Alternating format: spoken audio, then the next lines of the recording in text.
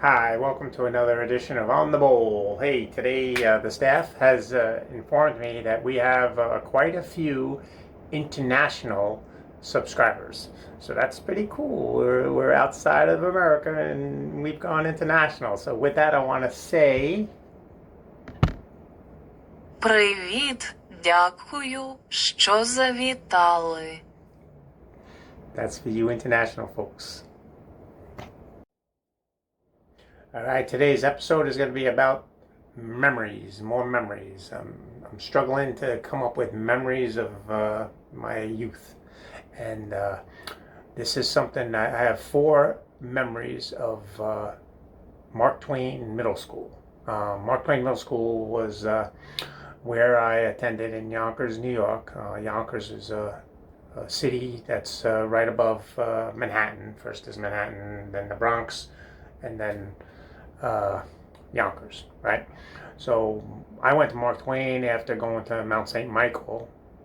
Mount St. Michael was in the Bronx, and I got kicked out of Mount St. Michael, and I think it had to do with smoking in the bathroom, because that's not just a song; it's something we did, right? And there's four things that I remember from Mark Twain Middle School that's burnt into my brain. Two of them are related to girls, and two of not related to girls. All right, so the first two would be the two girls in my social studies class. So the two girls in my social studies class, I would always sit in the back and in the corner in the back, and they were always sitting up in the front. I happened to be on the other corner. All right, and two pretty girls, and I always thought they were pretty. And so one day they stand up before the class really started. So they stand up and they turn and they look at me and they're like, "Why are you always staring at us?" And I'm like, "Oh, I don't know, because you're pretty." And then I was like, "Oh, why did I say that? I shouldn't have said that." And then everybody starts laughing, you know. So that's a memory that's in my head. You know, it's like these are the things that I remember. Why the stupid, embarrassing things, but. So the other thing was this girl. Now I'm not going to say her real name, so I'm going to say Yolanda. This girl Yolanda, she was actually from the Bronx, but she lived with her aunt in Yonkers, and then she went to my school. And she was 2 years older than all the rest of us, so she was like a woman. I mean, she was older. She was Italian. She was beautiful, and she had really large. Everything was. And so I was friends with her. I don't know why or how, but somehow I became friends with her. And one day she says to me, "Did you ever kiss a girl?" And I was like, "No." I was like, "No, I never kissed a girl." And then she was like, "Do you want to?" I'm like, "Yeah, I want to. Yeah, I want to do that. It's on my list. That's one of the things I always wanted to do." So we kissed, and she puts her lips up on my lips. And then all of a sudden she sticks her tongue in my mouth and starts wiggling it around. And I'm like, "Oh, oh!" I pull away and I'm like, "What the hell are you doing that for?" And she's like, "That's French kissing. That's what everybody does." And I'm like, "That's not what I do. I'm never going to be doing that. Don't ever stick it. No, don't do that. That's nasty, disgusting." So that's a true story. Another thing burnt into my brain. Okay. I don't remember all my other firsts, but I remember that, my first kiss. Mark Twain Middle School.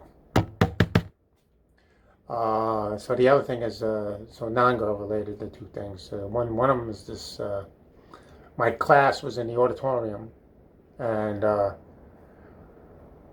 don't know why we were there, but we were all there, and there was no teachers around, and up on the stage was a piano, and this kid from my class, his name is Vincent. Now, I don't know Vincent from nothing.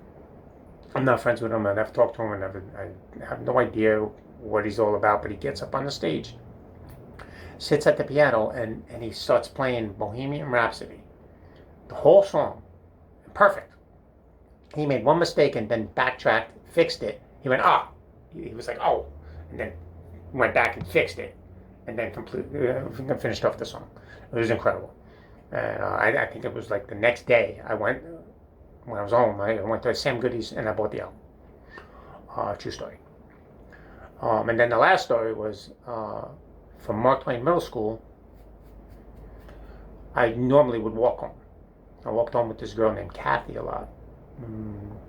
And Kathy lived at the top of this hill, out of the way on my way home, but she was at the top of the hill. And her father drove a big Weiss truck, Weiss potato chips truck, doing deliveries, I guess. It was always in her driveway. I remember that for some reason. I can't remember anything else about Kathy. I know she was pretty. I don't know why I was always walking her home. For all I know, she was probably like, get away from me. And I'm like, why? Why? Get away from me. Now, but if this ever gets to Kathy with the potato chip truck, please call me. Get in touch with me, please. I want to talk to you. But that's not what the last thing is about. When I was lucky enough to take the bus home. Now, we never took the school bus. It was a public bus, the 25 bus, and it would take us up from Mark Twain to my house. And it went down this little skinny road until it made a right onto Kimball Avenue, and then all the way up Kimball Avenue to my house. But on that skinny road, well, first of all, I would sit in the back of the bus, and there was these windows, slide-in windows on the side, and you sit at the back last seat in the bus, and you got a window seat. That was the best seat to always have, and I don't know how I got it, but I would get it a lot. But I would open up the sliding window and look out, and look at the people walking, and just look at stuff. I was like, I don't know, like a dog. But anyway, so one time, so down this skinny road, the bus dips into this sewer in the street. It dips, so it tilts, and a telephone pole comes, and it comes like inches away from the bus. And that's when I slid open the window and I looked out, and I was like, whoa! And the telephone pole goes by, and I was like, holy cow. And I swear this happened. It was like, I came back into the bus, I was like, holy cow. Nobody knew, nobody saw it, nobody thought. It could have took my head off. It would have been horrible. I mean, it would have been for me, but for everybody else on the bus, it would have been like a horrible thing for them to have to live with. Thank God that didn't happen, right? So, that's it. Memories. All right, that's all we're going to have for today. Here's The Flush. My favorite song.